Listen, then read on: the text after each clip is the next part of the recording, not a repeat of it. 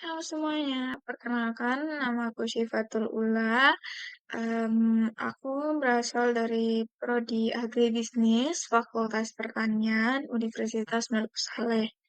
Nah, di sini aku ingin memaparkan salah satu materi, yaitu terkait tentang penyerbukan pada kelapa sawit.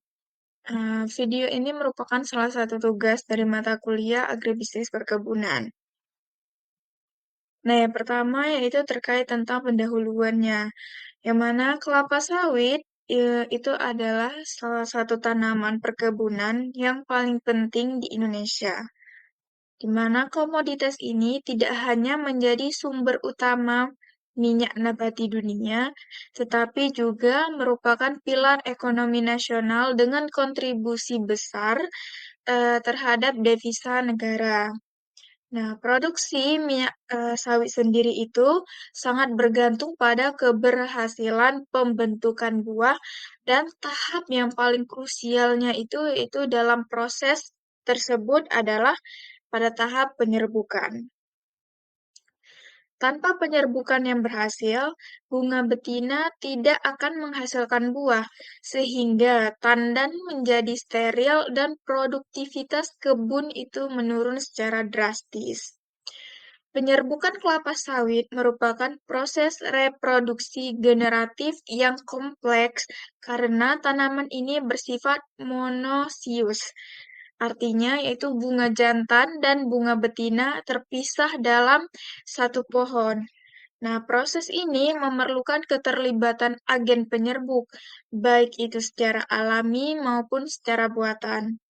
Untuk memastikan transfer serbuk sari dari bunga jantan ke stigma bunga betina itu dapat berlangsung dengan baik. Nah, tingkat keberhasilan penyerbukan menjadi indikator paling penting dalam mengevaluasi kesehatan dan potensi produktivitas tanaman. Dalam sistem budidaya modern itu sendiri, pemahaman terhadap biologi penyerbukan itu menjadi kunci untuk bagaimana dapat mencapai efisiensi produksi yang optimal. Nah, pengetahuan mengenai waktu mekarnya bunga, karakteristik serbuk sari itu sendiri, hingga sampai kepada kondisi lingkungan yang dapat mempengaruhi viabilitas polen harus dipahami secara detail. Nah, kesalahan kecil dalam pengelolaan tahap ini itu dapat berdampak secara signifikan pada hasil panen nantinya. Karena pembentukan buah itu sangat bergantung pada tingkat keberhasilan pembuahan. Nah, oleh karena itu, Mmm, praktik di lapangan itu, sekarang banyak difokuskan pada pengembangan bagaimana cara pengembangan teknik penyerbukan yang lebih efektif. Nah, baik itu secara alami maupun secara buatan.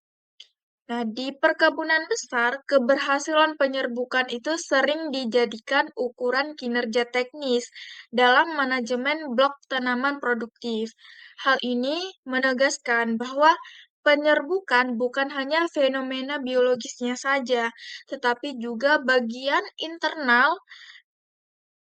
mmm, bagian integral dari manajemen agronomi si sawit. Nah, secara umum, semakin tinggi tingkat keberhasilan penyerbukannya, maka semakin tinggi pula hasil tandan buah segar atau TBS yang diperoleh nantinya. Oleh karena itu, topik ini tuh penting untuk dipahami agar mampu untuk mengintegrasikan aspek fisiologi tanaman dengan teknik pengelolaan modern guna mencapai produktivitas yang optimal dan keberlanjutan di industri sawit nasional. Nah, berikutnya pemaparan materi terkait peran penyerbukan dalam produktivitas kelapa sawit. Nah, penyerbukan itu memiliki peran fundamental dalam menentukan jumlah dan juga tingkat kualitas buah kelapa sawit yang terbentuk. Di mana setiap bunga betina yang gagal diserbuki akan menghasilkan tandan yang kosong atau setengah matang. Nah, sehingga hal ini dapat berdampak secara langsung terhadap penurunan hasilnya, di mana produktivitas tanaman sawit itu sangat bergantung pada proporsi bunga betina yang berhasil diserbuki secara sempurna dan membentuk buah yang normal. Nah, karena itu, dengan memahami dinamika proses penyerbukan itu merupakan salah satu langkah awal untuk dapat memperbaiki hasil kebun nantinya.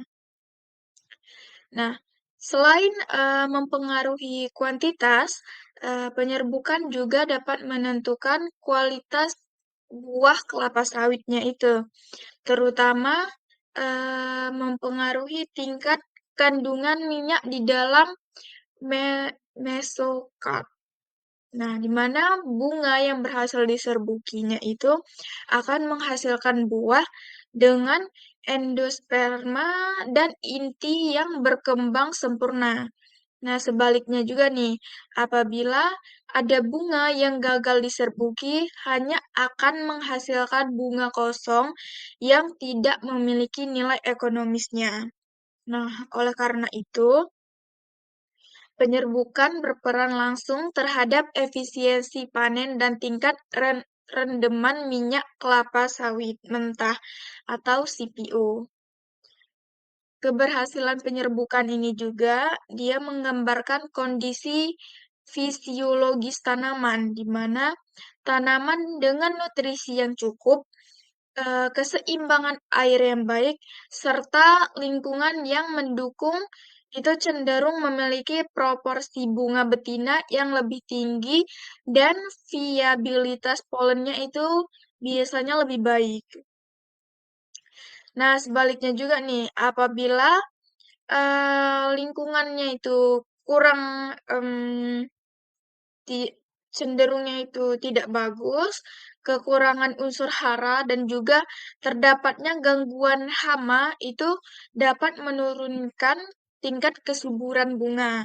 Nah, dengan begitu dapat menyebabkan bunga abortif dan menurunkan keberhasilan, pembuahannya. Dalam konteks pengelolaan kebun, tingkat keberhasilan penyerbukan itu seringkali digunakan sebagai indikator performa blok tanaman, di mana blok dengan sinkronisasi pembungaan yang baik itu antara bunga jantan dan juga bunga betina itu biasanya menghasilkan TBS yang lebih berat dan juga bentuknya yang lebih seragam. Nah, oleh karena itu, pengamatan rutin terhadap fase pembungaan itu merupakan salah satu langkah penting untuk menentukan strategi panen dan perawatan apa yang bagus untuk digunakan. Salah satu contohnya yaitu beberapa perusahaan besar seperti, PT Perkebunan Nusantara dan juga PT Smart Tbk, itu mereka pasti melakukan yang namanya evaluasi rutin terhadap, tingkat rasio bunga jantan dan juga bunga betina untuk dapat mereka deteksi sejak dini apakah terdapat gangguan fisiologis pada tanamannya. Dengan cara ini, tindakan koreksi seperti penyesuaian pemupukan, pengairan, dan juga kontrol hama itu dapat segera dilakukan agar penyerbukannya itu tetap optimal dan produktivitasnya itu tidak menurun. Nah, berikutnya yaitu pemaparan terkait jenis-jenis penyerbukan pada kelapa sawit. Nah, di mana secara umumnya itu penyerbukan pada kelapa sawit itu dapat dibedakan menjadi dua tipe utama. Yang pertama yaitu penyerbukan alami atau natural pollination.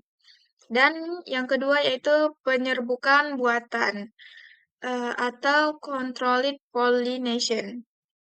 di mana kedua metode ini itu memiliki mekanisme yang berbeda. Namun keduanya itu memiliki tujuan untuk memastikan terjadinya perpindahan serbuk sari dari bunga jantan ke stigma bunga betina, sehingga pembuahan itu dapat berlangsung dengan baik. Penyerbukan alami itu terjadi secara spontan dengan adanya bantuan faktor lingkungan, terutama serangga penyerbuk seperti kumbang, eh, Eledobius camerunisius.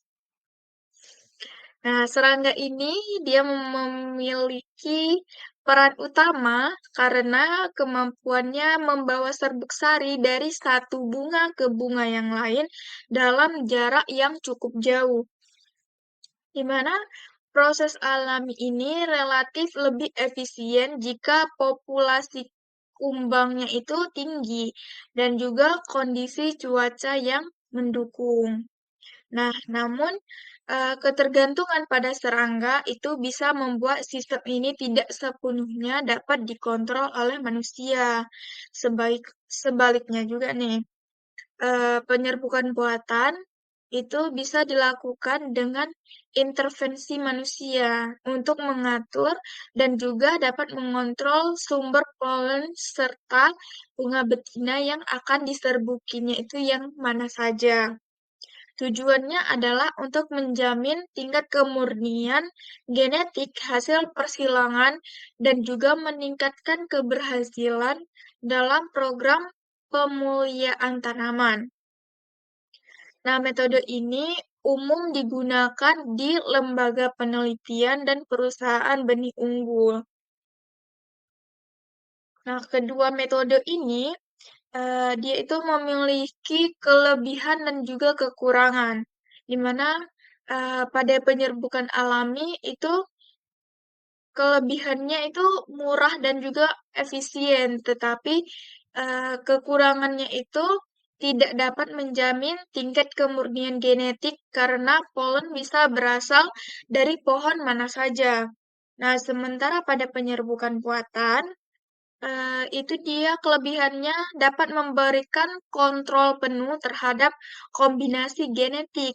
Namun, kekurangannya yaitu memerlukan biaya, tenaga, dan ketelitian yang cukup tinggi. Nah, oleh karena itu, pemilihan metode tergantung pada tujuannya, apakah untuk produksi komersial atau penelitian genetika. Nah, dalam konteks praktik di Indonesia, kombinasi antara kedua metode ini seringkali diterapkan, di mana penyerbukan alami itu digunakan pada kebun produksi komersial yang luas, sementara penyerbukan buatan itu diterapkan di blok penelitian atau pembibitan untuk menghasilkan benih unggul eh, DXP atau Dura Expicifera yang menjadi tulang punggung produktivitas sawit nasional. Nah, materi berikutnya yaitu terkait penyerbukan alami dan peran kumbang Laedobius camerunensis. Nah, sebelum tahun 1980-an, produktivitas sawit di Asia Tenggara itu relatif rendah karena tidak adanya agen penyerbuk alami yang efektif.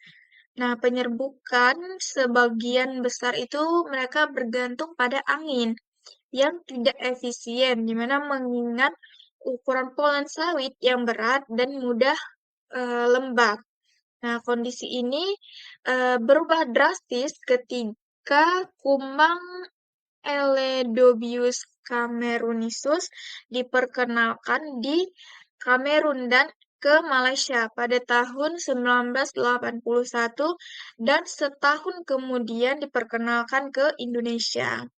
Nah, kumbang ini dia memiliki kemampuan luar biasa dalam membantu tingkat penyerbukan.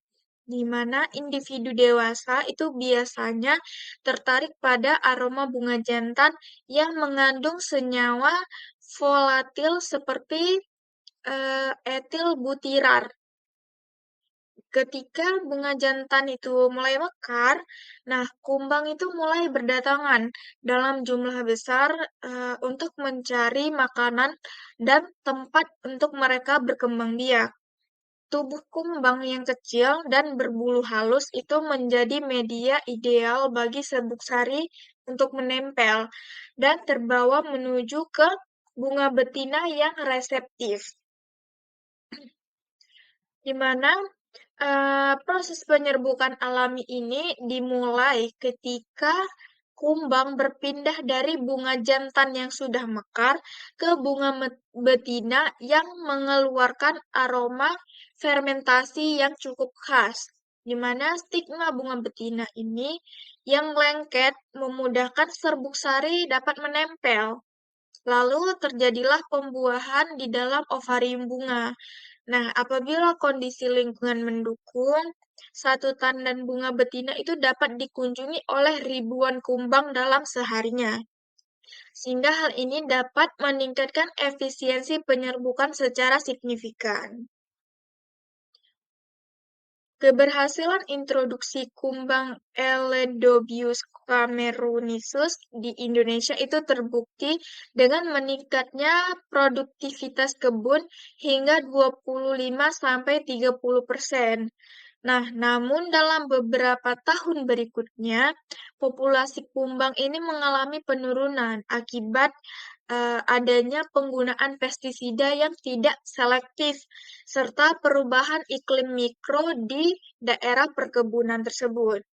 Nah, hal ini menimbulkan tantangan baru nih dalam menjaga keberlanjutan populasi kumbang sebagai penyerbuk alami sawit. Sebagai solusinya yaitu beberapa perusahaan dan juga beberapa lembaga penelitian, mereka menerapkan strategi konservasi habitat kumbang penyerbuk seperti menjaga keberadaan bunga jantan di setiap bloknya. Hal ini bertujuan untuk menghindari adanya penyemprotan pestisida secara berlebihan, serta menanam vegetasi penunjang yang menjadi tempat hidup kumbang, di mana upaya ini itu penting untuk memastikan bahwa proses penyerbukan alami tetap berjalan secara efisien tanpa mengorbankan keseimbangan ekosistem kebun. Nah, berikutnya terkait tentang penyerbukan buatan atau controlled pollination, di mana penyerbukan buatan ini merupakan salah satu teknik penting dalam program pemuliaan tanaman kelapa sawit untuk menghasilkan benih unggul dengan produktivitas tinggi dan kualitas minyak yang baik. Proses ini dilakukan dengan cara mengontrol secara penuh sumber serbuk sari atau polen dan bunga betina yang akan diserbuki, sehingga hanya kombinasi genetik tertentu yang dapat menghasilkan keturunan. Tujuan utama dari teknik ini adalah untuk menjaga tingkat kemurnian genetik hasil dari persilangan agar benih yang dihasilkan itu memiliki sifat unggul yang dapat diwariskan secara stabil. Proses penyerbukan buatan itu dilakukan pada tanaman induk terpilih, biasanya itu pada varietas Dura sebagai betina dan Piscifera sebagai jantan.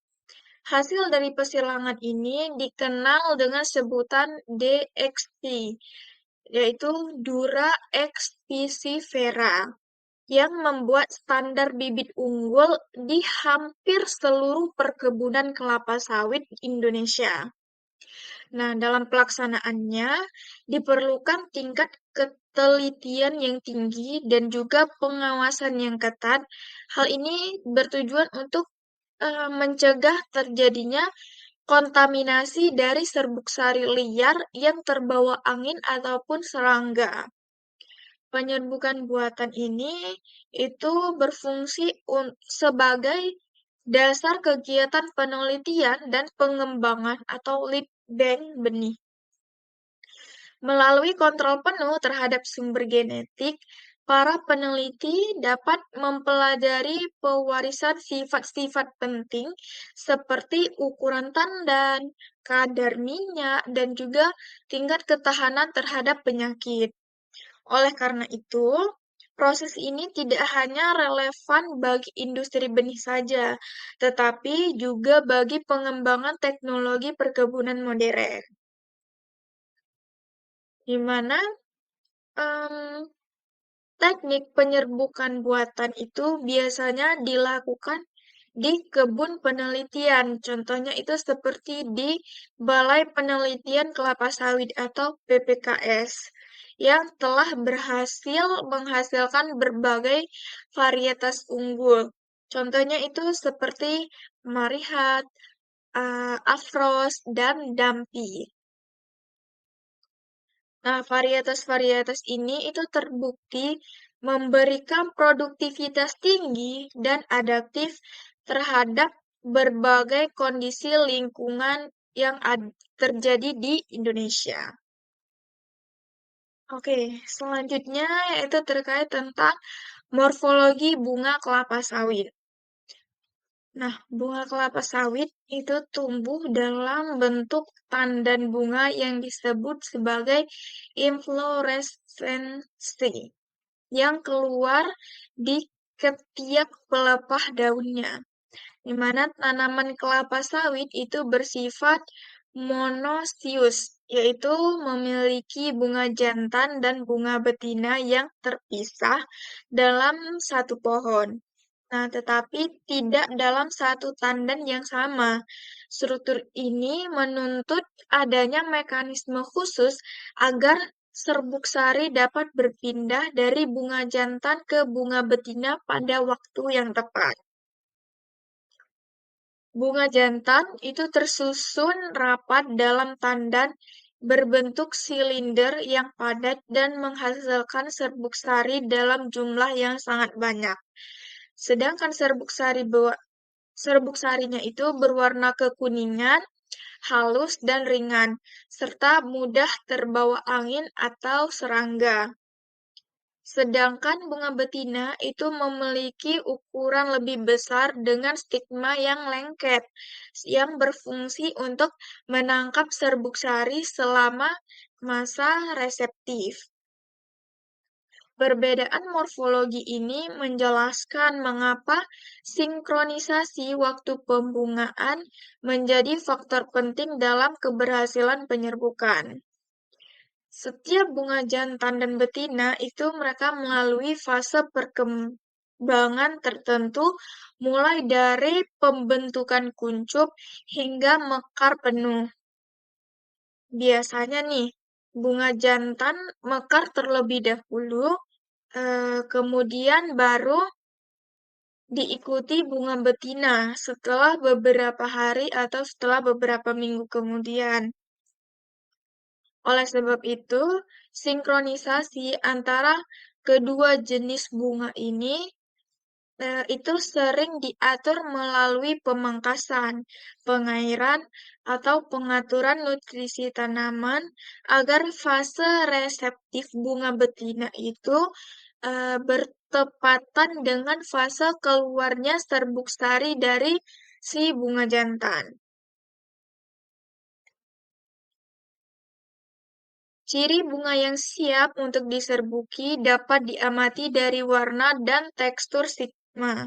Di mana stigma yang segar itu tampak mengkilap, basah, dan juga sedikit lengket. Nah, menandakan tingkat kesiapan menerima polen atau serbuk sari. Nah, sedangkan bunga jantan yang sudah siap memproduksi polen ditandai dengan antera yang mulai membuka dan mengeluarkan serbuk sari berwarna kuning yang terang. Nah, dalam praktik di lapangan, Pengamatan terhadap fase pembungaan itu biasanya dilakukan setiap 2 sampai 3 hari sekali. Hal ini penting agar proses pada penyerbukan alami atau buatan itu dapat dilakukan pada waktu yang tepat. Kesalahan dalam mengenali fase ini itu dapat menyebabkan penyerbukan gagal dan juga bunga betina menjadi steril. Berikutnya yaitu terkait tentang kriteria bunga jantan yang baik. Bunga jantan yang memiliki Bunga jantan yang baik itu memiliki beberapa karakteristik penting yang menentukan keberhasilan penyerbukan. Yang pertama yaitu bunga jantan harus mampu menghasilkan serbuk sari dalam jumlah banyak dan juga mudah dilepaskan dari anteranya. Nah, serbuk sari yang baik itu memiliki tekstur halus, ringan, dan kering, sehingga mudah terbawa angin atau serangga. Penyerbuk seperti Eledobius camerulensis. Nah, kandungan air yang rendah pada serbuk sari itu sangat penting karena agar viabilitasnya itu tetap tinggi. Yang kedua yaitu viabilitas serbuk sari memiliki menjadi indikator utama kualitas bunga jantan, di mana serbuk sari yang baik itu mampu bertahan hidup selama 2 sampai 3 hari setelah dilepaskan dari bunga.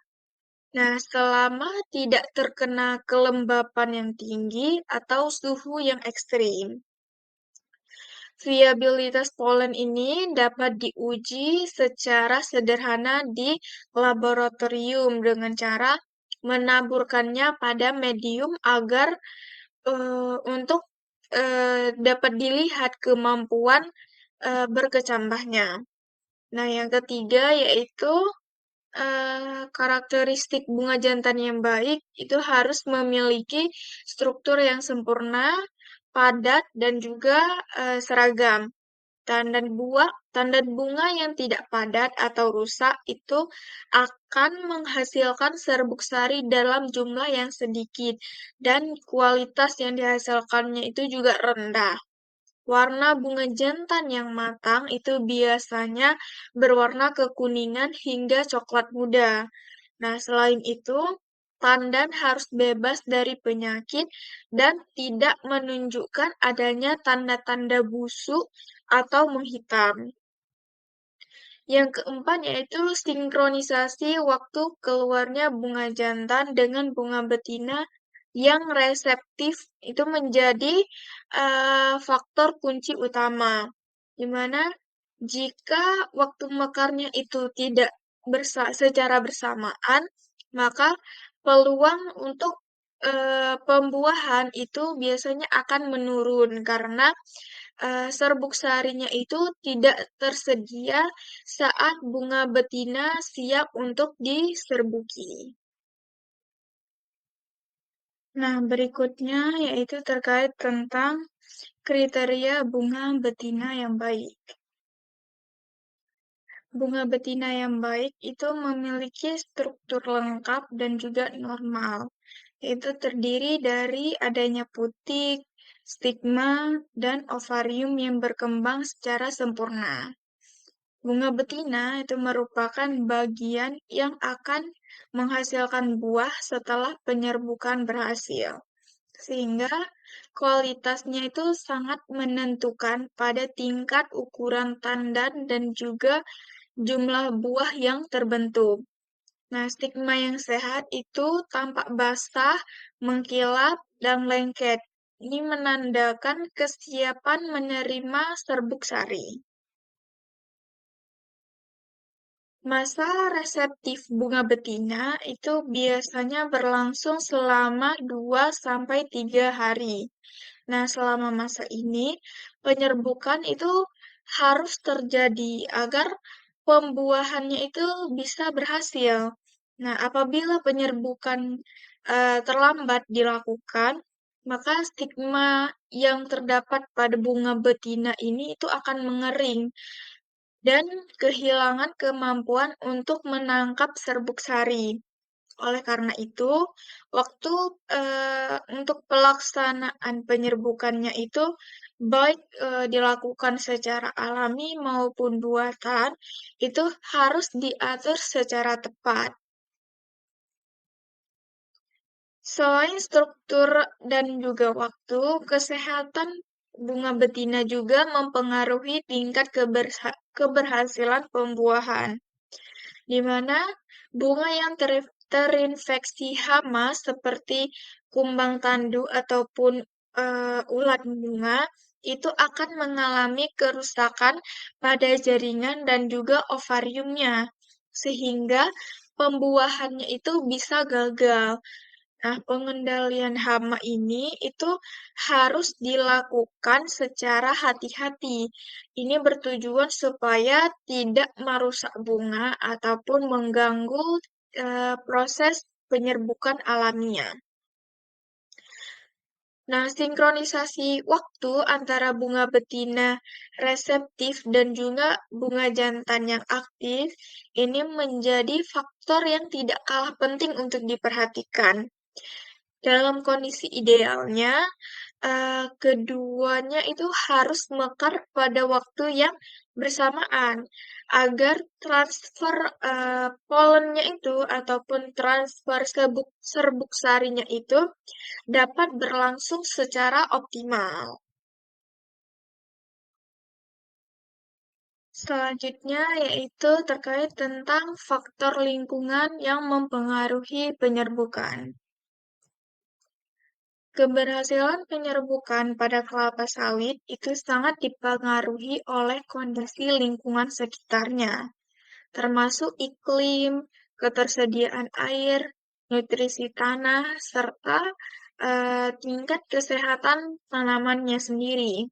Nah, faktor-faktor ini itu dapat mempengaruhi pembentukan bunga, viabilitas serbuk sari, dan periode reseptif stigma.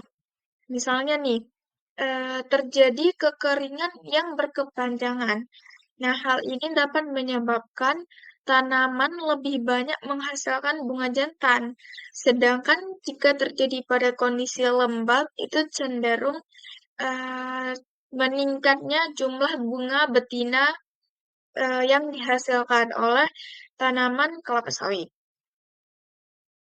Unsur hara seperti nitrogen, fosfor, kalium, dan juga boron itu sangat penting untuk eh, pembentukan bunga normal. Di mana apabila terjadinya kekurangan boron nih, misalnya sering menyebabkan sterilitas bunga dan juga kegagalan pada proses penyerbukannya. Nah, boron ini dapat berperan dalam pembentukan dinding sel dan pertumbuhan tabung serbuk sari di stigma pada bunga betina.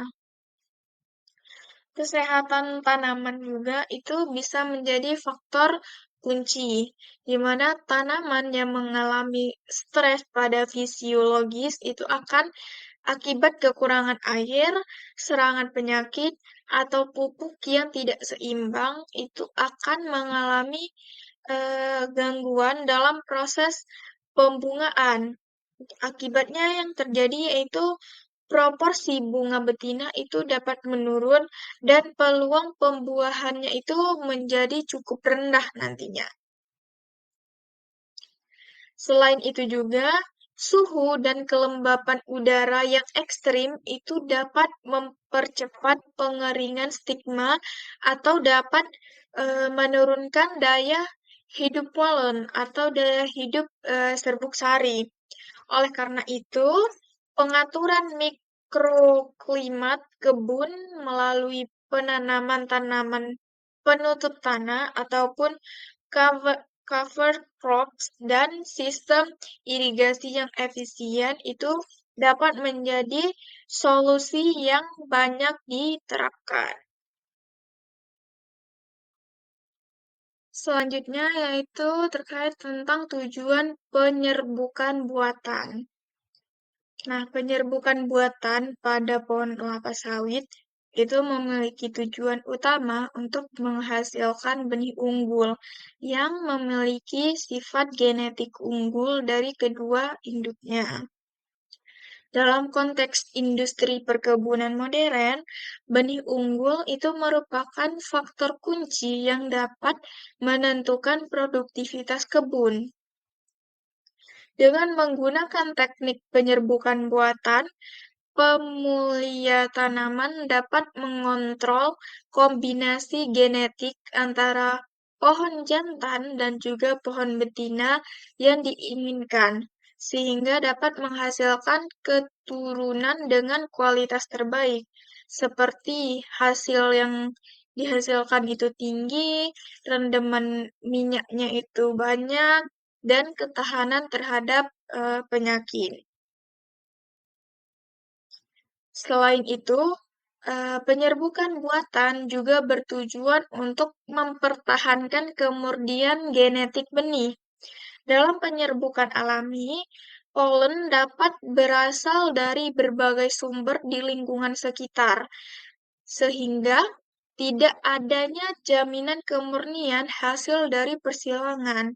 Namun nih, dalam penyerbukan buatan, seluruh proses penyerbukannya itu dikontrol mulai dari pemilihan induk, waktu penyerbukan, hingga sampai ke pengisolasian bunga. Sehingga eh, hanya polen atau serbuk sari yang diinginkan yang membuahi bunga betina tersebut. Dari segi penelitian, penyerbukan buatan menjadi sarana penting untuk mengevaluasi pewarisan sifat genetik tertentu, seperti ukuran buah, tingkat ketebalan daging buah, kadar minyak yang dihasilkan, dan juga adaptif terhadap kondisi lingkungan. Nah, data hasil penyerbukan buatan ini itu bisa digunakan untuk seleksi varietas unggul yang kemudian dapat dikembangkan menjadi benih komersial.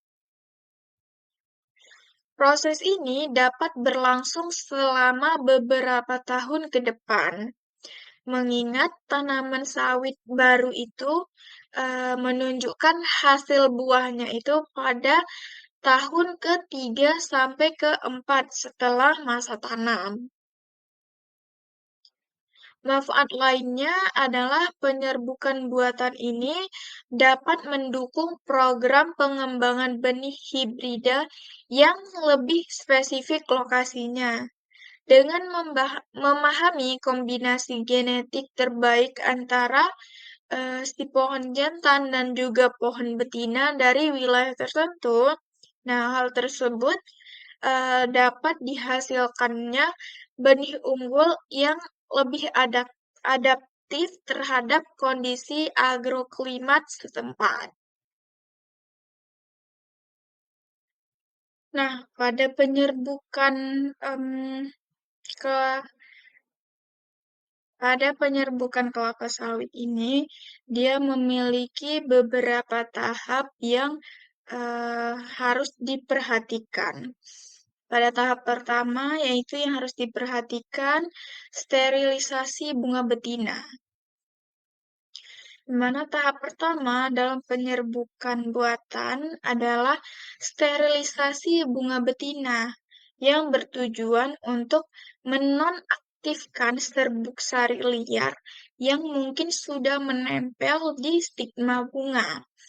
Nah, sebelum proses ini dilakukan, bunga betina itu biasanya diamati terlebih dahulu untuk menentukan apakah sudah memasuki fase reseptif yang ditandai dengan adanya permukaan stigma yang basah dan juga lengket. Nah, fase ini itu sangat singkat.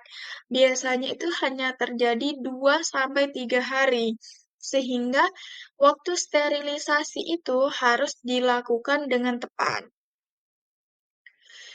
Nah, proses sterilisasi ini berupa seperti adanya larutan formalin sebesar 5-10% yang digunakan untuk mensterilkan bunga.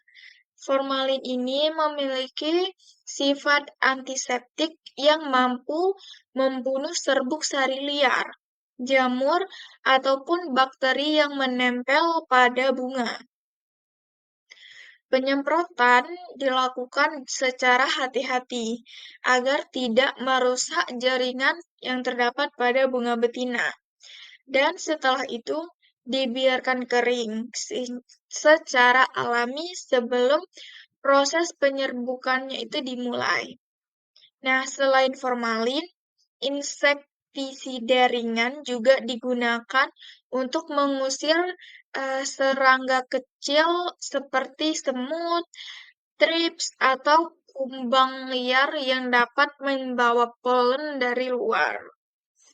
Tujuannya itu agar tidak ada penyerbukan alami yang tidak diinginkan sebelum proses buatan dilakukan.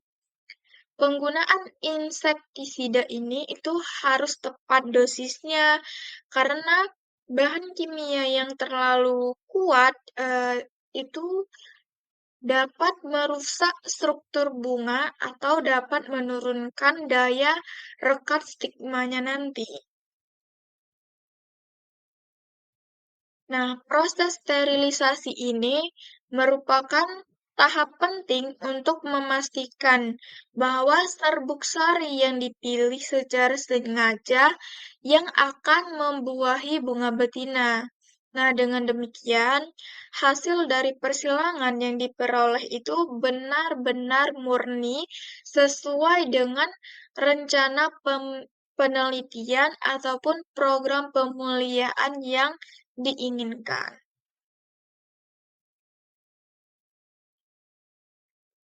Nah, untuk tahap kedua yaitu tahap pemasangan polyper bag. Setelah proses sterilisasi selesai dilakukan, bunga betina itu dibungkus menggunakan polyper bag atau kantong isolasi. Nah, kantong ini biasanya itu terbuat dari plastik transparan atau polietilen atau kain kasa sintesis yang kuat dan juga tahan terhadap air. Tujuan utamanya adalah untuk mengisolasi bunga betina dari lingkungan luar agar tidak terjadinya penyerbukan alami oleh serangga ataupun angin.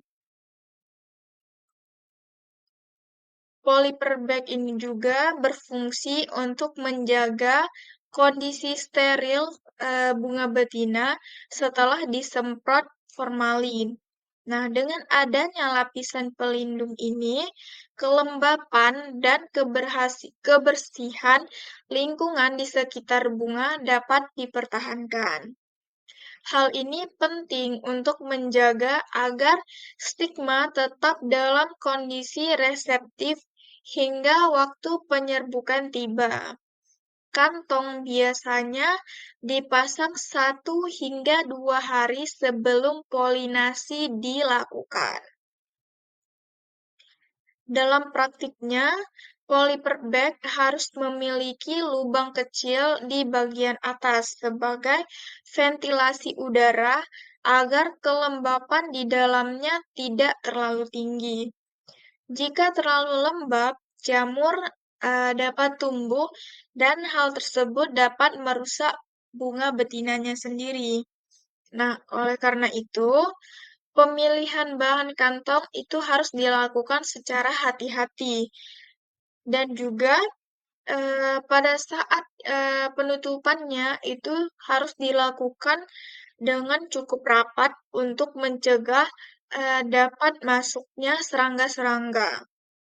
namun tetap memiliki sirkulasi udara yang baik. Pemasangan polyper bag itu harus dilakukan secara hati-hati agar tidak merusak bunga atau stigma yang sudah ditempelkan. Nah, bagian bawah kantong itu diikat rapat menggunakan tali plastik ataupun karet gelang pada tangkai bunga atau peduncle. Nah, proses ini bertujuan untuk memastikan tidak adanya celah bagi serangga atau serbuk sari asing yang dapat masuk ke dalam kantong.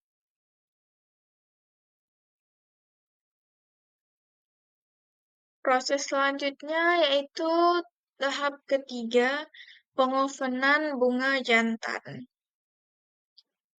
Proses pengovenan bunga jantan itu merupakan tahap penting untuk menyiapkan serbuk sari yang berkualitas tinggi, di mana bunga jantan yang baru dipanen itu biasanya masih lembab, sehingga serbuk sarinya itu sulit keluar dari anteranya.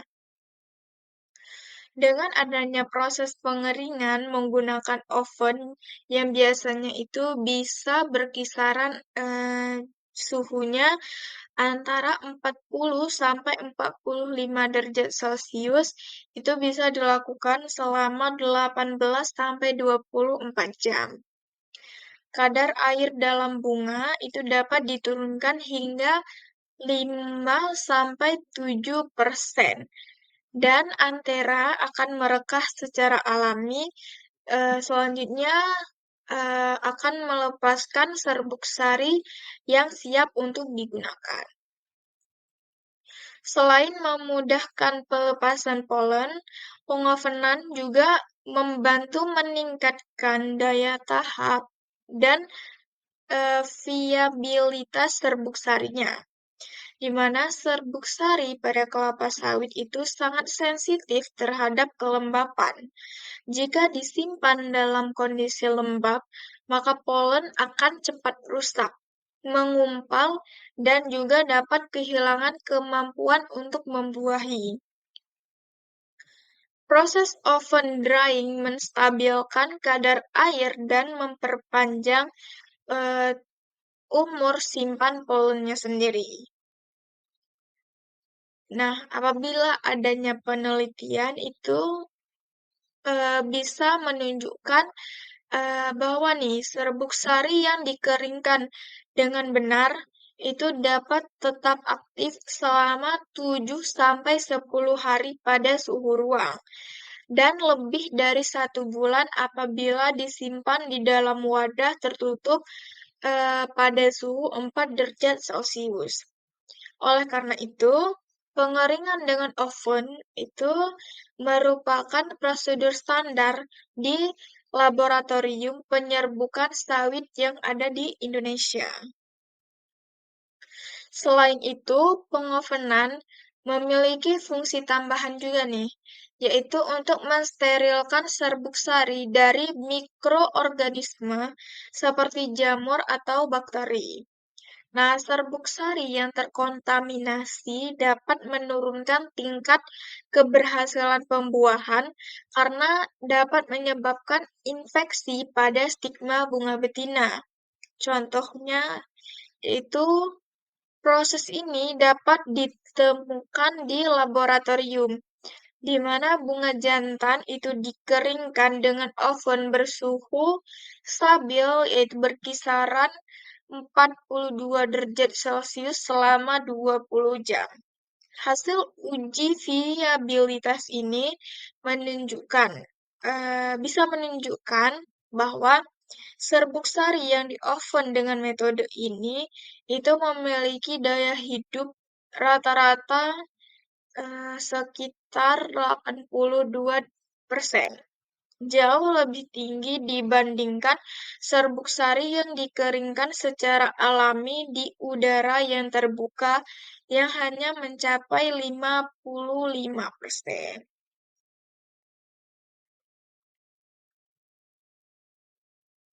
Tahap selanjutnya yaitu tahap keempat, yaitu penyerbukan buatan atau polinasi manual. Setelah bunga betina siap dan serbuk sarinya itu telah dikeringkan, tahap berikutnya yaitu penyerbukan buatan atau polinasi manual. Nah, proses ini dilakukan dengan cara memasukkan serbuk sari dari bunga jantan ke dalam polyper bag yang membungkus bunga betina. Penyerbukan itu dilakukan secara hati-hati menggunakan alat kecil seperti sendok mini, kapas, atau kuas steril untuk memastikan serbuk sarinya itu menyebar merata di seluruh permukaan stigma. Waktu pelaksanaan polinasi ini sangat penting karena bunga betina itu harus berada dalam fase reseptif, ditandai dengan stigma yang tampak mengkilap dan juga lembab. Jika terlalu cepat, stigma belum siap menerima serbuk sari tersebut. Nah, namun jika terlalu lambat dilakukannya, stigma itu sudah mengering dan tidak dapat melakukan pembuahan. Oleh karena itu, pengamatan intensif terhadap bunga itu diperlukan sebelum pelaksanaan polinasi tersebut.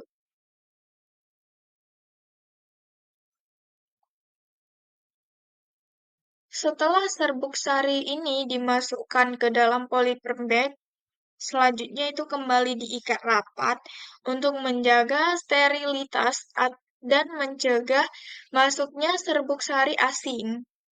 Kantong tersebut biasanya dibiarkan tertutup selama 5 sampai 7 hari untuk memberikan waktu agar pembuahan itu berlangsung secara sempurna. Setelah itu, kantong dilepas dan dilakukan eh, pelabelan dengan mencantumkan kode induk jantan, betina, serta tanggal penyerbukannya. Proses ini menuntut ketelitian tinggi dan juga keberhasilan alat kerja, di mana serbuk sari yang terkontaminasi atau aplikasi yang tidak merata itu dapat menurunkan keberhasilan pembuahan. Oleh sebab itu, teknisi penyerbukan itu biasanya menggunakan sarung tangan steril dan bekerja di pagi hari saat suhu belum terlalu panas untuk menjaga viabilitas serbuk sari tersebut. Contoh proses penerapannya yaitu di mana polinasi manual dilakukan pada pagi hari antara pukul 6 sampai 9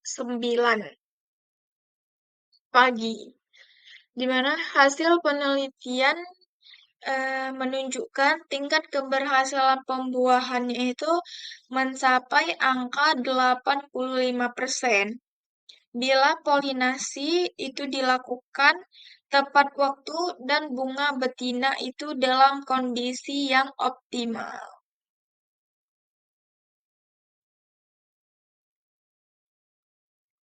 Berikutnya yaitu tahap yang kelima, yaitu pemberian racumin atau rodentisida. Setelah bunga betina dibungkus dengan polyper bag tadi, tahapan selanjutnya yaitu pengendalian hama hewan pengerat, khususnya yaitu seperti tikus dan juga tupai, yang sering kali merusak kantong isolasinya. Nah, hewan-hewan ini tertarik pada aroma manis bunga sawit dan sering menggigit atau merobek polyper bag untuk mencari makanan. Jika hal ini terjadi, maka sterilisasi bunga betina itu akan gagal dan penyerbukan buatan itu menjadi tidak valid. Untuk mengatasi hal ini terjadi, digunakannya lah racumin atau rodentisida sejenis yang ditempatkan di sekitar batang pohon atau pangkal tandan bunga yang diisolasi. Tujuannya adalah untuk mengendalikan populasi tikus dan mencegah kerusakan pada polyperbag. Penggunaan racumin dilakukan dengan dosis yang aman dan hanya di area tertentu saja, agar tidak membahayakan organisme non-targetnya.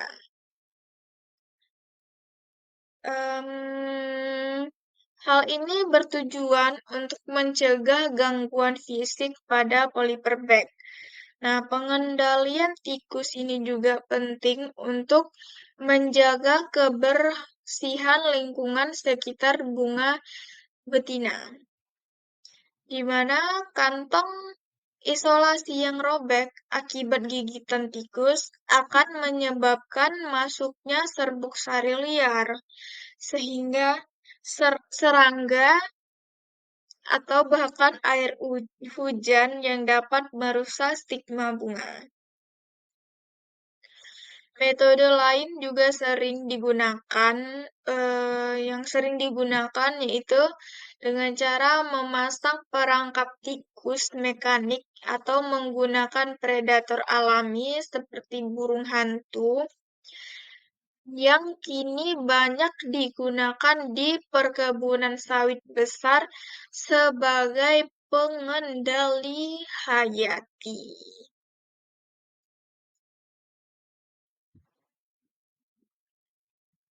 Selanjutnya terkait tentang uji viabilitas serbuk sari.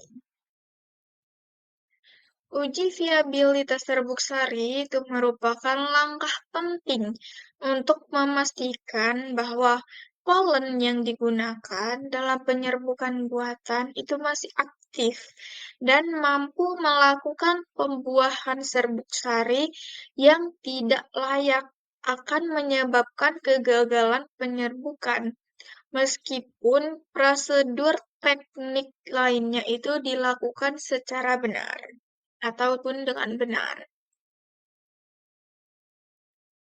Viabilitas menggambarkan kemampuan serbuk sari untuk berkecambah dan membentuk tabung polen yang akan menembus stigma bunga betina hingga mencapai ovarium untuk melakukan fertilisasi. Adapun metode uji viabilitas umumnya itu dilakukan di laboratorium menggunakan media yang mengandung nutrisi tertentu seperti sukrosa dan baron yang mendukung perkecambahan polen ini. Nah, serbuk sari ditaburkan di atas media tersebut dan diinkubasi selama beberapa jam pada suhu ruang. Nah, setelah itu diamati nih di bawah mikroskop untuk menghitung persentase serbuk sari yang berhasil berkecambah. Nilai viabilitas yang baik itu biasanya berada pada kisaran lebih besar dari 70%. Nah, hal ini menandakan bahwa serbuk sari tersebut itu layak untuk digunakan.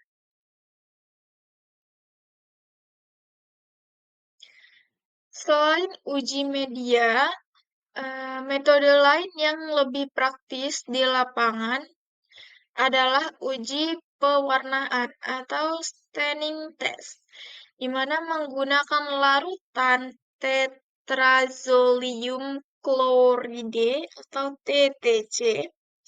Nah, polen yang masih hidup, dia itu akan berubah warnanya menjadi warna merah. Sedangkan yang polen yang mati itu tetap tidak berubah warnanya. Cara ini digunakan sebagai pengecekan secara cepat sebelum polinasi dilakukan di kebun. Faktor yang mempengaruhi viabilitas serbuk sari antara lain yaitu suhu, kelembapan, waktu penyimpanan, dan juga bagaimana cara pengeringannya. Nah, serbuk sari yang disimpan pada suhu rendah sekitar 4 derajat Celcius dalam wadah yang tertutup rapat dengan desikan silika gel itu dapat bertahan hingga beberapa minggu kemudian. Sebaliknya nih, apabila polen yang terpapar udara lembab itu akan cepat sekali rusaknya dalam waktu kurang dari 3 hari.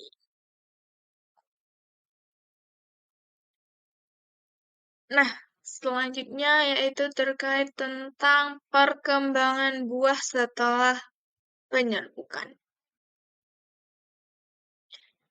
Setelah proses penyerbukan berhasil dilakukan, akan terjadi yang namanya perubahan fisiologis pada bunga betina yang menjadi indikator awal keberhasilan pembuahan.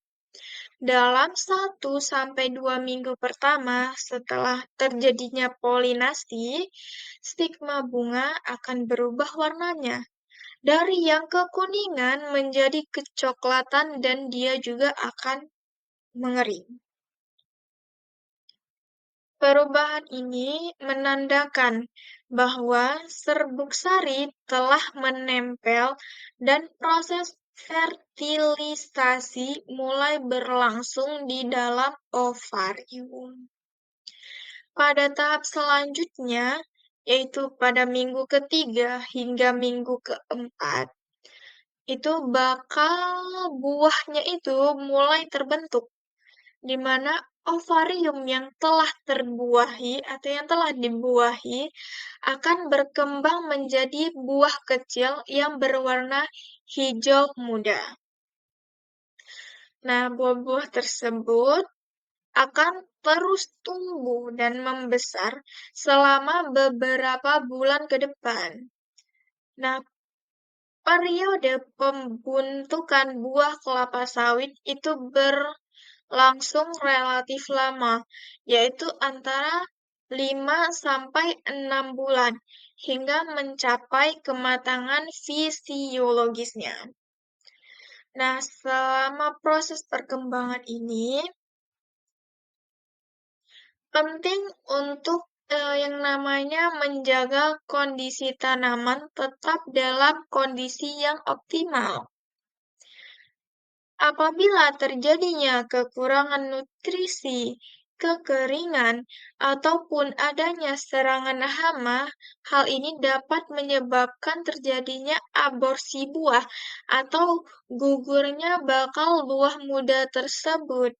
Nah, oleh karena itu, manajemen kebun yang baik, termasuk pemupukan berimbang dan irigasi yang teratur, itu sangat diperlukan untuk memastikan perkembangan buahnya itu berjalan secara sempurna. Baik. Selain itu, tingkat keberhasilan penyerbukan juga dapat diamati dari proporsi buah normal terhadap buah kosong dalam satu tandan yang sama, di mana tandan dengan proporsi buah yang normal itu di atas angka 80% menunjukkan bahwa penyerbukannya itu berlangsung dengan baik. Nah, jika banyak buah kosong, itu berarti pada proses polinasinya itu tidak berhasil ataupun viabilitas serbuk sarinya itu rendah.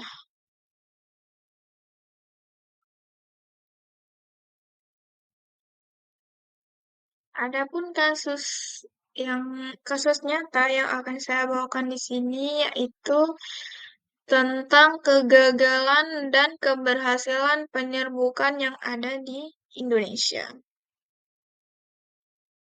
Meskipun teknik penyerbukan sudah banyak sekali berkembang, masih terdapat juga nih berbagai kendala di lapangan yang menyebabkan kegagalan pembuahan.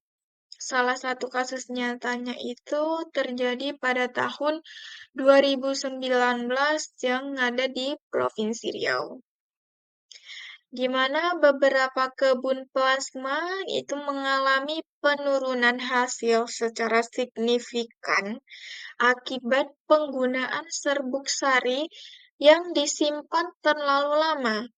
Serbuk sari tersebut disimpan pada suhu ruang lebih dari 10 hari tanpa desikan, sehingga viabilitasnya itu turun secara drastis hingga berada di angka di bawah 30%. Akibatnya, tingkat keberhasilan pada pembuahannya itu menurun dan juga tandannya itu banyak berisi buah kosong. Kasus lain juga terjadi di Kalimantan Tengah pada tahun 2020, di mana musim kemarau yang berkepanjangan itu menyebabkan rasio bunga jantan meningkat secara tajam. Nah, proporsi bunga betina yang rendah membuat penyerbukan alami terjadi tidak efisien karena kurangnya bunga reseptif. Penurunan ini menyebabkan hasil tandan buah segar ataupun TBS itu menurun hingga mencapai angka 15% dibandingkan tahun sebelumnya. Namun keberhasilan juga banyak ditemukan nih. Misalnya pada penerapan teknik polinasi terkontrol di PPKS Medan. Mereka itu berhasil meningkatkan efisiensi produksi benih unggul hingga 85%, guys. Dengan pengaturan waktu pembungaan yang tepat, penggunaan serbuk sari segar, serta mereka melakukan pengawasan yang ketat terhadap isolasi bunga, tingkat keberhasilan pembuahannya itu dapat dipertahankan secara konsisten di angka di atas 80%. Selain faktor teknis, keberhasilan penyerbukan juga bergantung pada pengelolaan ekosistem kebun, di mana penggunaan pestisida yang tidak selektif dapat membunuh kumbang penyerbuk yaitu Eledobius cameronesus, sehingga penyerbukan alaminya itu terganggu. Oleh karena itu, penerapan sistem pengendalian hama terpadu atau PHT itu sangat dianjurkan agar keseimbangan antara produktivitas dan juga konservasi itu tetap terjaga. Nah, dari kasus-kasus tersebut dapat disimpulkan nih bahwa kunci keberhasilan penyerbukan itu terletak pada pengendalian kualitas polen atau serbuk sarinya, di mana pengelolaan lingkungan yang baik serta pelatihan teknis pekerja lapangan agar mereka dapat memahami waktu dan juga bagaimana cara penyerbukan yang tepat. Adapun berikutnya yaitu terkait faktor pendukung keberhasilan penyerbukan. Terdapat beberapa faktor utama yang dapat mempengaruhi tingkat keberhasilan penyerbukan yang ada di pohon kelapa sawit, baik itu secara alami maupun secara buatan. Faktor pertama adalah sinkronisasi waktu pembungaan antara bunga jantan dan juga bunga betina. Sinkronisasi ini sangat penting karena masa reseptif bunga betina itu hanya berlangsung selama 2 sampai 3 hari.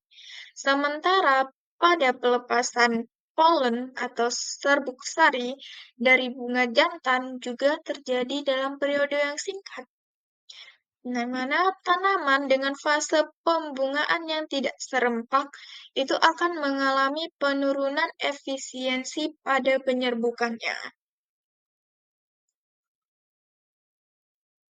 Faktor kedua adalah viabilitas serbuk sari, yang ditentukan oleh cara penyimpanan dan perlakuan pasca panen bunga jantan.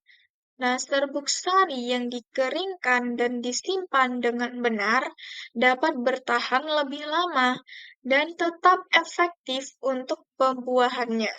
Sebaliknya, nah, polen yang rusak karena kelembapan yang tinggi akan menyebabkan penyerbukan gagal. Faktor yang ketiga adalah kondisi lingkungan dan mikroklimat kebun ataupun suhu, kelembapan, dan intensitas cahaya itu sangat mempengaruhi aktivitas kumbang penyerbuk serta daya tahan serbuk sarinya. Perkebunan dengan sistem drainase yang baik, penutup tanah yang stabil, dan konservasi vegetasi itu cenderung memiliki populasi serangga penyerbuk yang lebih tinggi. Faktor keempat yang terakhir yaitu keterampilan teknis tenaga kerjanya dalam melakukan polinasi buatan, di mana pengetahuan tentang waktu reseptif bunga, teknik pengisolasian, dan juga penggunaan alat yang bersih itu sangat menentukan hasil akhirnya itu bagaimana nantinya. Di mana pelatihan rutin bagi tenaga teknis itu perlu dilakukan agar di setiap langkah proses penyerbukan dapat dilakukan secara tepat dan juga benar.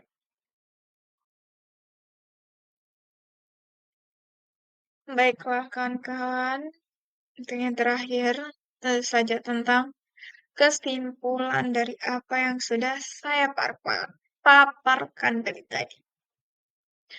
Nah, adapun kesimpulan yang dapat ditarik yaitu penyerbukan kelapa sawit itu merupakan proses biologis yang kompleks, namun krusial dalam menentukan tingkat produktivitasnya dan mutu hasil panen, baik penyerbukan alami maupun buatan. Keduanya itu memiliki peran yang penting dalam keberlangsungan produksi minyak sawit nasional. Pemahaman pemahaman secara menyeluruh tentang biologi bunga, sinkronisasi pembungaan, serta faktor-faktor lingkungan itu menjadi kunci untuk mencapai penyerbukan yang berhasil. Keberhasilan penyerbukan alami itu sangat bergantung pada keseimbangan ekosistemnya nih, terutama populasi kumbang penyerbuk yaitu Eledobius camerunisus. Oleh karena itu, penggunaan pestisida itu harus dikontrol dengan bijak untuk menjaga keberadaan serangga ini di perkebunan. Sementara itu, penyerbukan buatan menjadi solusi ilmiah untuk menghasilkan benih unggul yang adaptif dan produktif, asalkan dilakukan dengan prosedur yang benar dan juga ketat. Dari sisi teknis, setiap tahap dalam penyerbukan buatan itu mulai dari sterilisasi bunga betina, pemasangan polyper bag, pengovenan bunga jantan, polinasi manual, hingga sampai kepada pengendalian hama, itu harus dilakukan dengan ketelitian yang tinggi. Apabila terjadinya kegagalan pada salah satu tahap saja, itu dapat mengakibatkan gagalnya seluruh proses penyerbukan. Selain itu juga, keberhasilan penyerbukan juga mencerminkan keterpaduan antara ilmu pengetahuan, teknologi, dan keterampilan manusia. Nah, kombinasi ketiganya ini itu akan menghasilkan sistem produksi sawit yang berkelanjutan, efisien, dan juga ramah lingkungan. Sekian dari pemaparan materi saya kali ini. Apabila ada salah dalam penyampaian materinya atau salah dalam pengucapan kata-katanya, saya memohon maaf karena saya juga masih dalam proses belajar. Nah, apabila ada kesalahan, dapat diperbaiki secara bersama-sama. Sekian dari saya. Terima kasih.